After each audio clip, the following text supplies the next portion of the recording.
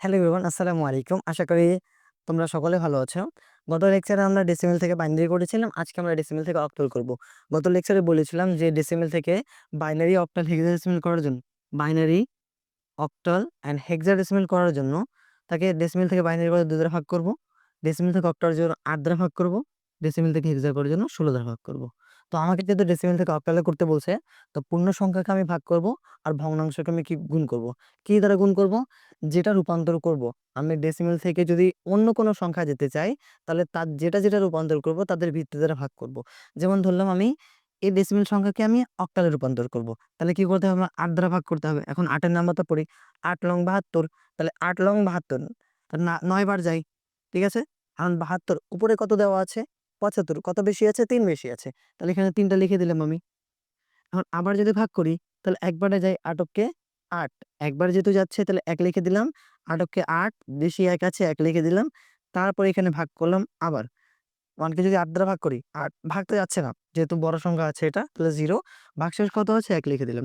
তার মানে আমি যতক্ষণ পর্যন্ত এখানে ফল 0 না আসে, ততক্ষণ পর্যন্ত আমি ভাগ করতে থাকবো। আর এদিকে কি লিখবো? এদিকে সবগুলো ভাগশেষ বলে লিখবো। তাহলে এখানে কি করলাম? নিচ থেকে চলে যাব উপরে। নিচে করবো এম এস বি, উপরেটাকে বলবো এল এস বি। তাহলে হচ্ছে এম এস বি হচ্ছে মোস্ট সিগনিফিক্যান্ট বিট, আর এল এস বি হচ্ছে লিস্ট সিগনিফিক্যান্ট বিট। তাহলে মান কত পেয়ে গেলাম? 113। এটা হয়ে গেল একটা অক্টাল নাম্বার। আমরা অঙ্ক রূপান্তর করার পর আমরা শর্টকাট দেখবো, প্লাস ক্যালকুলেটর ট্রিক্সও দেখবো যে ক্যালকুলেটরে কিভাবে শর্টকাটের মতো করা যায়। ঠিক আছে, আরেকটা সংখ্যা নিলাম, ধরলাম 175.15। এটা হচ্ছে একটা অক্টাল নাম্বার, এটা হচ্ছে একটা ডেসিমেল নাম্বার। তো আমি বুঝলাম এই ডেসিমেল নাম্বার। এখন এখান থেকে করতে হবে কি? এখান থেকে আমাকে করতে হবে একটা অক্টাল নাম্বার। তা পূর্ণ সংখ্যাকে এক জায়গায় করব, ভগ্নাংশকে এক জায়গায় করব। তাহলে লিখে দেবে যে পূর্ণ সংখ্যার ক্ষেত্রে পূর্ণ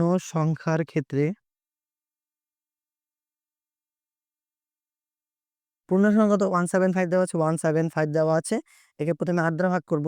তাহলে দুইটা সংখ্যা আমরা আগে যে ভাগের নিয়ম শিখেছিলাম, এখানে ক্যালকুলেটর তেমনটা লাগবে না। যদি তুমি ক্যালকুলেটর ভাগ করতে পারো তাহলে ভাগ করতে পারো, কোনো সমস্যা নেই। প্রথমে যদি 2 বার যায়, 8 দুগুণা 16, 1 বাকি থাকবে, 1 চলে যাবে ওদিকে। তারপর 1 বার যাবে, 8 কে 8। তাহলে 8 কে 8 আমি যদি 7 কে 2 দ্বারা 8 দ্বারা ভাগ করি, তাহলে বাঁচবে কত? 16 2 বার যাবে, 1 যদি থাকবে 1 এর সাথে 5 লাগিয়ে গেল। আবার যদি 8 দ্বারা ভাগ করি, তাহলে 1 বার যাবে, 7 বাকি থাকবে। তাহলে এখানে কি? তাহলে যেহেতু চলে যাচ্ছে 2 আর 1 বার যাচ্ছে, তাহলে যে 7 বাকি আছে, তাহলে এখানে 7 লিখে দিলাম। তোমরা ক্যালকুলেটরে করতে পারো। প্রথমে 175 কে 8 দ্বারা ভাগ করবা, পূর্ণ সংখ্যাটা এখানে লিখবা। 21 আসছে, 21 দশমিক সামথিং আসবে। দেখবা আমি তো পয়েন্ট লিখতে পারবো না, তুমি আবার 21 কে 8 দ্বারা গুণ করবা, দেখবা এখানে চলে আসবে 168 বা কত যত আসবে এখানে। আবার যদি আমি ভাগ করি, এবার 2 বার যাই, 8 কে 8, 8 দুগুণা 16, 3 বার থাকলে 24 থাকতো। বাট এখানে কতবার যাবে? 2 বার যাবে। এখানে কত? 8 দুগুণা 16, বাকি থাকবে 5, এখানে 5 লিখে দিলাম। আবার যখন ভাগ করি, এখন 2 কিন্তু 8 দ্বারা ভাগ যায় না। তাহলে এখানে কত হবে? এখানে 0 হবে, আর এখানে একটা 2 হবে। তাহলে নিচ থেকে কোথায় দেবো? উপরে দেবো। কত পাইলাম এদিকে আমি?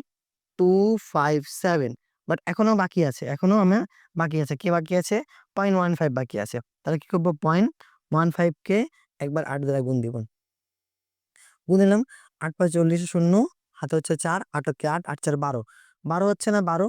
তো 12 1 লিখবে এদিকে, 0.2 লিখবে এদিকে। আবার একে যদি 8 দ্বারা গুণ দিব, তাহলে 8 0 0, 8 2 16, 16 এখানে লিখবো 6, এখানে লিখবো 1। মানে কত হচ্ছে? 10 এর চেয়ে বেশি আসলে সংখ্যাটা এদিকে লিখে দিব। তারপরে এদিকে কত হচ্ছে? 8, 8 0 0, 8 6 24, 24 এর 4, 2 থাকবে এখানে। আবার যদি 8 দ্বারা গুণ করি, তাহলে কত হবে? 8 কে 8, 8 4, 4 ভাঙ্গ 4 কে 8 দ্বারা গুণ করে 32, তাহলে 3 থাকবে এদিকে, 2 থাকবে এদিকে। আগে যেতাম নিচে থেকে উপরে, এখন আসবো উপর থেকে নিচে। ঠিক আছে? তাহলে এখানে কত পাইলাম? 0.1123। তাহলে পুরোটা আমি যদি একসাথে লিখি, তাহলে একসাথে অ্যান্সার কি আসবে? যে 257.1123। এখন এখানে আমি কতবার গুণ করব? আমি দেখা যাচ্ছে যদি ভাগশেষ চলতে থাকে, মানে আসতে থাকে, তাহলে কি করব আমি? একে 1 বার, 2 বার, 3 বার, 4 বার করে ছেড়ে দিব। আর করতে লাগবে না। ওকে? তাহলে এটা ছিল এখানকার অক্টাল থেকে বা ডেসিমেল থেকে অক্টাল করার নিয়ম। আরেকটা বড় সংখ্যা করি, তারপরে আমরা হচ্ছে একটা বড় সংখ্যাকে ভাগ করব 398.50। তাহলে 398.85 50। তো এটা বড় সংখ্যা করার জন্য আমাকে কিছু করতে হবে না, তুমি ক্যালকুলেটরে করতে পারো। আমি যেভাবে মুখে মুখে করছি, হাতে কলম করছি, তোমরা করতে পারো। প্রথমে দুইটা সংখ্যা নাও। দুইটা সংখ্যা কয় বাজে? 8 কে 8, 8 দুগুণ 16, 3 আসছে 24, 4 আসছে 32, 5 আসছে 40, 40 39 দেওয়া আছে। তাহলে 3 আসছে, 4 আসছে 32, 4 বার যাই, 40 আছে। এখানে 7 থাকবে, এখানে 8 থাকবে। তো এবার যায় 8 লং 72, 9 বার যায়, 9 বার গেল, বাকি কত থাকলো? 72 যদি বিয়োগ করি তাহলে থাকবে 6 থাকবে। আবার আমি 8 দ্বারা ভাগ করলাম, এবার কতবার যায়? এবার যদি দেখি এখানে 8 দ্বারা যদি ভাগ করি তাহলে 8 ওকে 8, 8 দুগুণা 16, 3 আষ্টে 24, 4 আষ্টে 32, 5 আষ্টে 40, 6 আষ্টে 48, তাহলে 6 বার যায় এটা।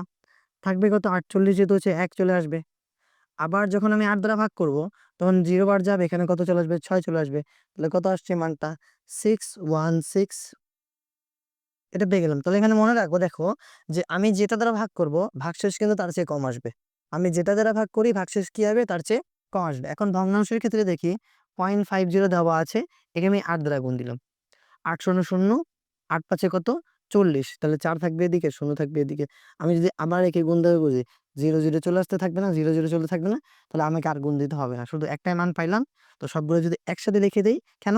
8 কে যদি গুণ করি তাহলে হচ্ছে 4.00, এখন 0 কে 8 দিয়ে গুণ করলে 0 হবে, আবার 0 গুণ করলে আবার 0, আবার 0 গুণ করলে, যদি বারবার 0 চলে আসছে আমাকে বারবার 0 লেখার দরকার নেই। তো 616.4, এটা হলো একটা অক্টাল নাম্বার। ওকে, এখানকার অক্টাল নাম্বার হয়ে গেছে শেষ। আমরা বললাম আমরা যখন এক্সারসাইজ শেষ করবো একটা শর্টকাট ট্রিক্স দিব, ওটার মধ্যে আমরা করতে পারবো। ঠিক আছে, ধন্যবাদ এতক্ষণ ধরে লেকচার দেখার জন্য, and as always thanks for watching. আসসালামু আলাইকুম।